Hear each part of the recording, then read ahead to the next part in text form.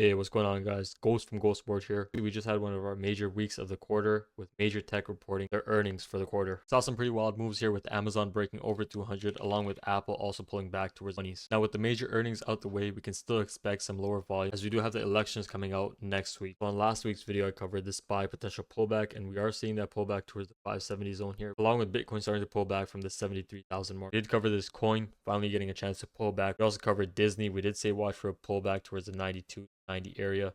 Looks like it hasn't really started making a move either way yet, just kind of going sideways all week. Covered Dix here, DKS last week. This had an inside weekly bar. We did start breaking down from this inside weekly bar, and we also closed on inside daily bar.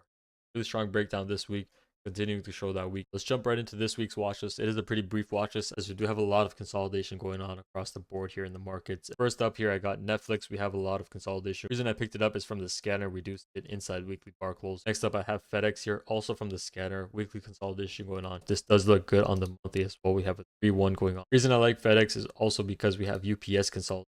Same exact setup here on the week. We have a 3-1 setup trying to break out here.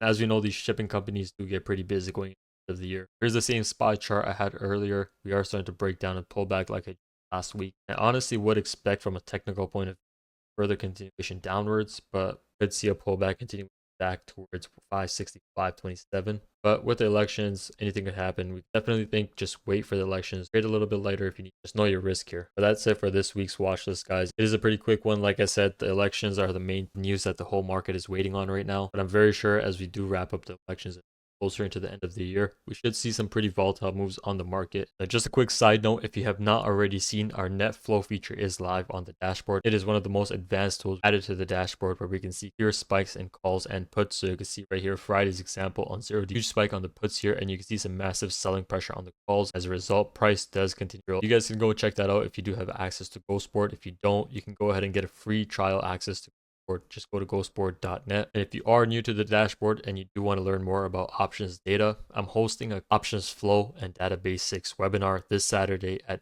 12:30 p.m. Eastern. It's going to be hosted right in the Discord, so make sure you guys go ahead and live webinar where I'll be covering a lot about unusual flow and options data, as well as how to use our other modules. That's all I have for this weekend's watch list, guys. I'll catch you all tomorrow morning for the market live trading.